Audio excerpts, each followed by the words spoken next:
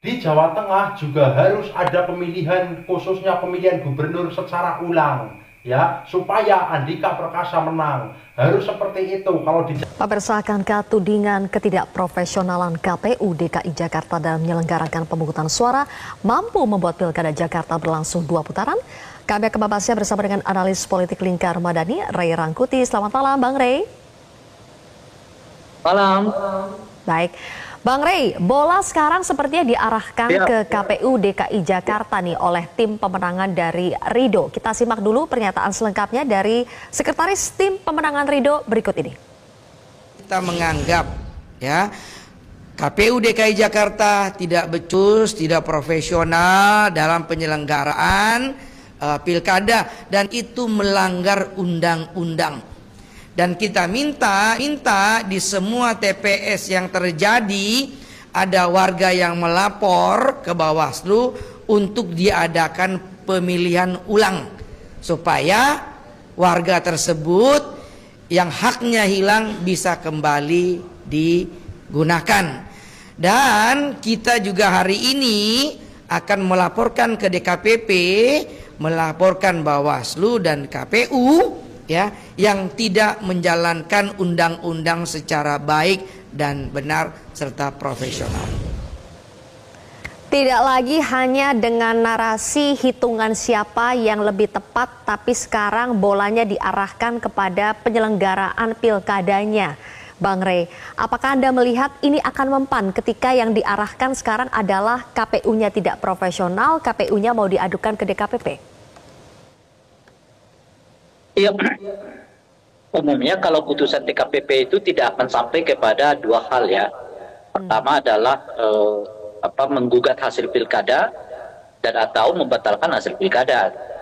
Artinya nggak akan ada sampai misalnya perintah dari DKPP itu untuk melakukan pemungutan suara ulang atau penghitungan suara ulang gitu. DKPP itu hanya sampai pada persoalan etik bahwa misalnya KPUD dinyatakan lalai untuk melakukan A, B, C dan sebagainya itu.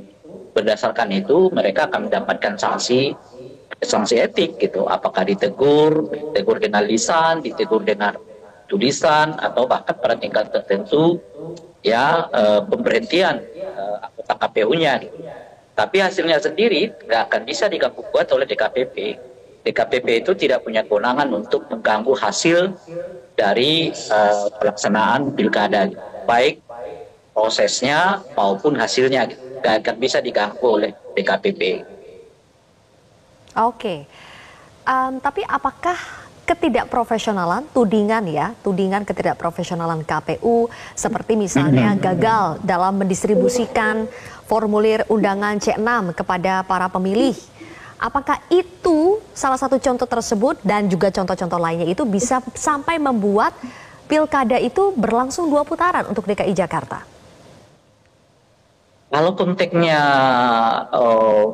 DKPP, yaitu boleh jadi semacam kelalaian DKPUD, tinggal nanti memang dibuktikan apakah ada unsur kesengajaan di dalam pendistribusian formulir C6 itu gitu ya. Tapi kalau konteksnya sengketa di Mahkamah Konstitusi, ya itu harus dibuktikan bahwa akibat dari apa istilahnya itu ya tidak dibagikannya formulir C6 itu mengakibatkan satu ya suara dari paslon tertentu naik atau suara paslon tertentu itu berkurang gitu. Dan berkurang itu kan harus signifikan karena kalau kita lihat sekarang ini kan selisihnya hampir 10%.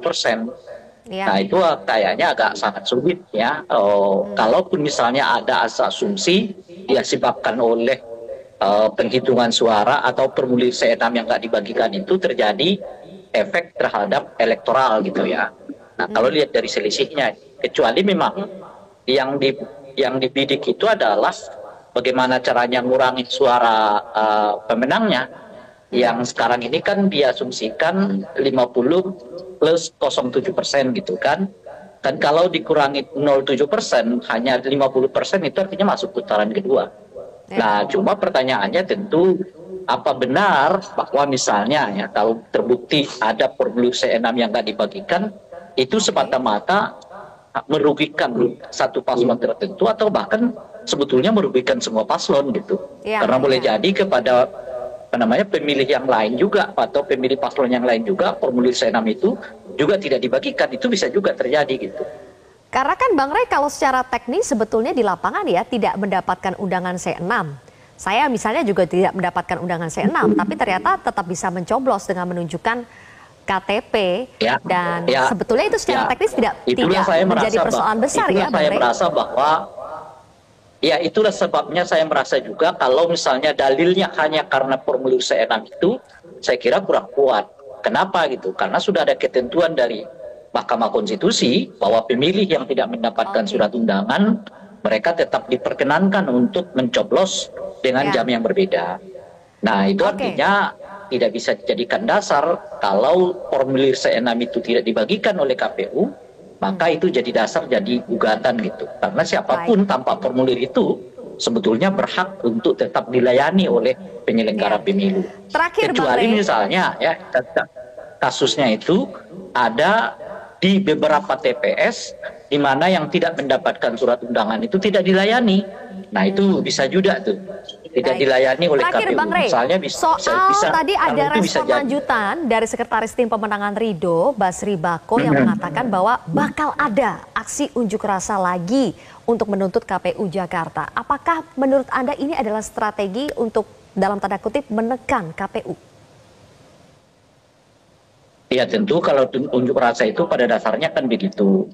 Tinggal KPUD-nya mau bersikap menerima katakanlah dialog-dialog ya ataupun tuntutan-tuntutan itu ya dan sebagainya. Cara apa namanya itu ya?